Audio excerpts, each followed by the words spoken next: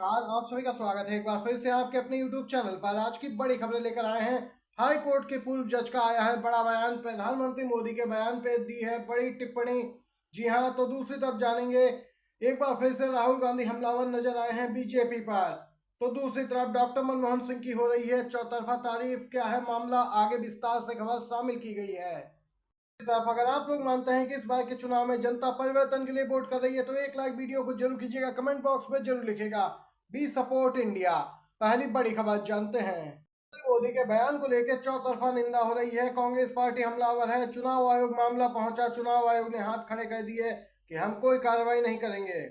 तो दूसरी तरफ प्रधानमंत्री मोदी के मुस्लिम विरोधी बयान पर मुंबई हाईकोर्ट के पूर्व जज कौलसे पाटिल का बड़ा बयान। जी हाँ, हिंदुओं के बच्चों की संख्या ज्यादा है, मोदी का काम झूठ बोलना है। अगर आने वाले लोग सही रहे तो मोदी साहब यहाँ पे अंदर दिखाई देंगे।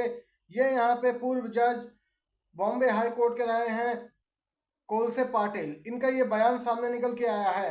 इसी के साथ इसी से संबंधित बड़ी ब्रेकिंग न्यूज सामने आ रही है। प्रधानमंत्री मोदी के भाषण को सिंगापुर सहित अंतर्राष्ट्रीय मीडिया ने भी कवर किया। सिंगापुर अंतर्राष्ट्रीय मीडिया ने नरेंद्र मोदी के नफरत भरे भाषण को कवर किया है। मोदी जी ने एक बार फिर अंतर्राष्ट्रीय स्तर पर शर्मिंदगी पैदा की। यहाँ पे सोशल मीडिया पे यूजर्स कह रहे हैं कि ये कम पढ़े लिखे हैं इसीलिए ऐसा करते हैं। पूरे विश्व में भारत के लिए एक और झटका और शर्म की बात। सोशल मीडिया पे ये मामला काफी गरमाया है। Singapore, America, BBC times, New York times, लगभग हर देश ने उनके नफरत भरे भाषण को यहाँ पे कवर किया। अंतर्राष्ट्रीय मीडिया ने अपने देशों में दिखाया, जिसके बाद चौतरफा यहाँ पे फजीयत हो गई। दूसरी तरफ आप सभी को जानकारी के लिए बताते चलें कि 17,000 से अधिक भारतीयों ने चुनाव आयोग को इस बारे में पत्र लिखा है, लेकिन अभी तक चुनाव आयोग नींद से जागा नहीं है। 17,000 शिकायतों तो छोड़िए, कांग्रेस ने जो यहाँ पे प्रतिनिधिमंडल ने बीते दिन चुनाव आयोग से मुलाकात की थी उस पर भी कोई कार्रवाई नहीं हुई, हाथ खड़े कर दिए हैं चुनाव आयोग ने।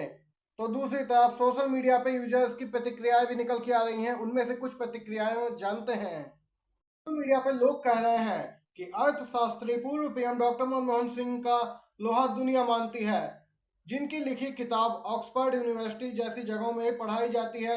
ऐसे महान इंसान पे अगर लांछन लगाओगे तो अंतरराष्ट्रीय खबर बनना लाजमी है। सिंगापुर की न्यूज में भी भारत का डंका बज रहा है। यहाँ पे तंज कसा है सोशल मीडिया यूजर्स ने। ये सामने अपडेट सामने निकल के आई है। इसी के साथ अगली बड़ी खबर की ओर चलते हैं। जी हाँ, आपको बताते चाहे सांसद इमरान प्रतापगढ़ी का बड़ा बयान निकल के आया है।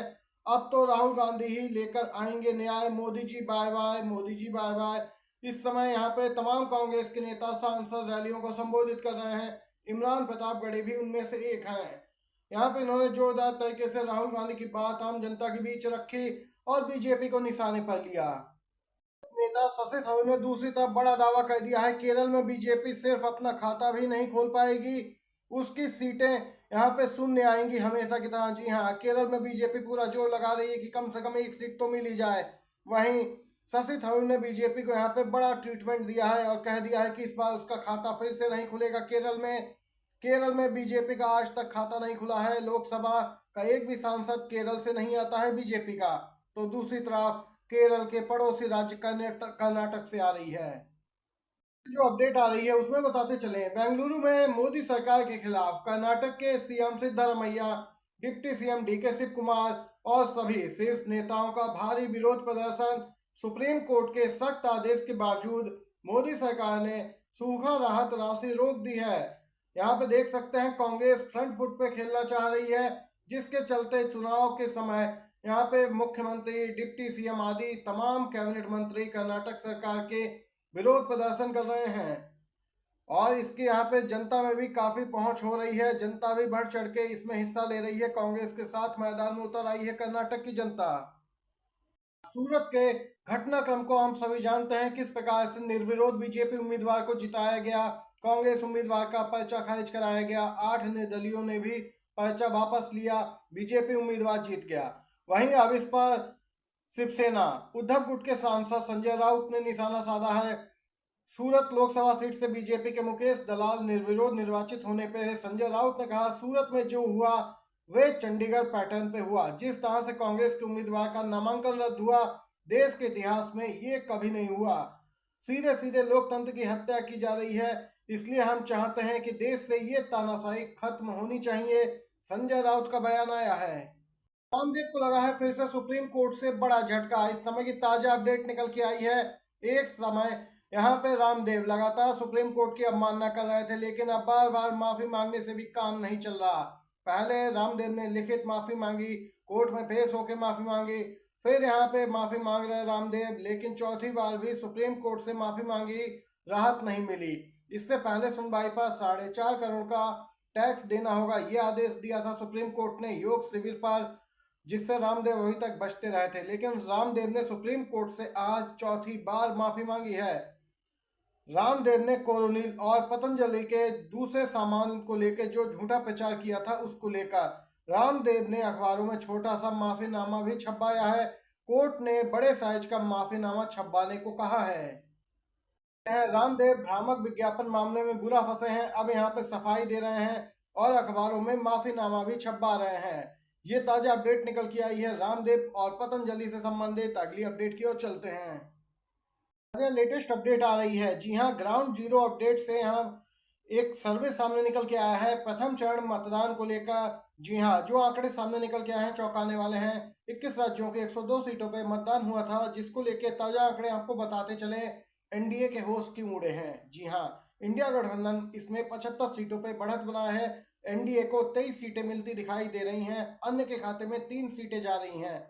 यही कारण है कि बीजेपी नेताओं के बोल बिगड़ने लगे हैं और विवादित भाषण धर्म के नाम पे, हिंदू मुस्लिम नाम आदि पे जाने लगे हैं अब यहाँ पे सीधे तौर पे, जिससे काफी चौतरफा आलोचना हो रही है।